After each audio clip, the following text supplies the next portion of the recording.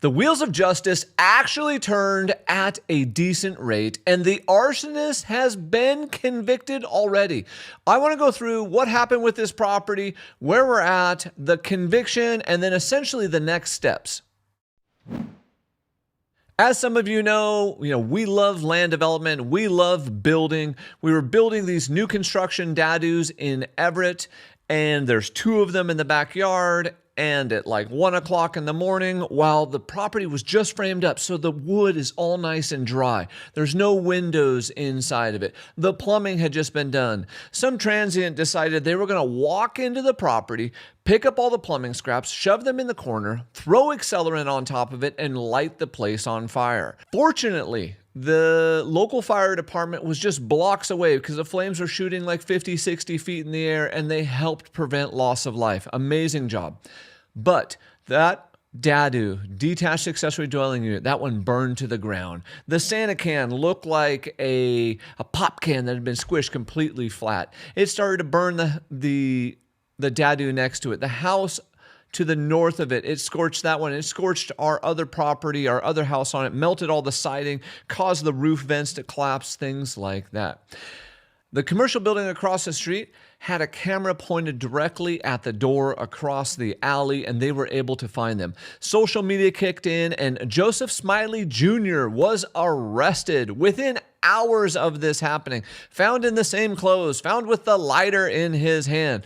So we've been going through the process of insurance, of rebuilding, of figuring this whole messy process out. We've been doing this for 20 years, and this is the first time we've had a property burn to the ground, and luckily all the structures didn't burn, and luckily other people weren't hurt. And for those of you who don't know, this is still part of the continuing series. He was just arrested in Edmonds in January for doing the same crap. Outdoor burning ban, reckless burn 2, malicious mischief number 3, and they let him go.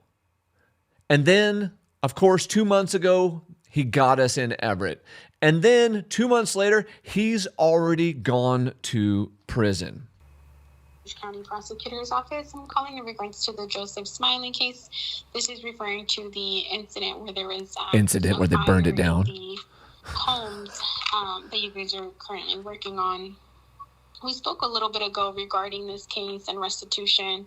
I did just want to let you know that sentencing was completed today. So he did enter a guilty plea to arson in the first degree and burglary in the second degree. They did reserve restitution for 180 days from today's date. So we will be getting a restitution hearing scheduled soon. I would just like to check in and see if that is still something you and your company are looking into applying for that. I did need some additional details to be able to send the restitution application your way. So if you can please just give me a call back or just send me a text message of when you're available to talk, that would be great. My phone number is... So she's asking us if we want restitution. Yes, of course we do. But how are we going to get money? So we'll go spend money on attorneys. We'll take them to court. Then we'll win, and they'll grant us money from someone who has no money. On a certain level, we feel this is totally pointless. We're going to check into this a little bit more. So always follow along on these and, subscribe so you know where we're at in the journey. Let's talk about what he actually got. So Joseph Wade Smiley Jr. received, because he pled guilty. Obviously, he was found with the lighter. Obviously, he was still in the same clothes. Obviously, he was on video. He pled guilty, didn't even fight it. He got 41 months for arson in the first degree, 17 months for the burglary charge, and 18 months for probation. And like we talked about before, this is after over 30-some offenses with multiple felonies, multiple misdemeanors. This is a repeat offender. And unfortunately, it had to come to this for him to go back again. I don't know what you feel in relation to Washington, in relation to Seattle, in relation to Everett. I feel like we are too soft on crime, and we're allowing things like this just to continue happening. I will say with a badge of pride, though, my partner called me after he sent me this text message later this day, and he goes, "Brother, man, I want to make a declaration." I said, "Tony, what is it?" He goes, "We are caught up." I said, caught up, what do you mean? He goes, I have the house back to the exact same spot before he burned it down. The only 3 things that I have left to finish is I got to fix some of the concrete and I got to fix some of the landscaping. But the house is reframed, put all the way back together. The power's connected. The utilities are there. It's ready to rock and roll. We're not going to let a bad guy keep us down. I appreciate that. That's super awesome.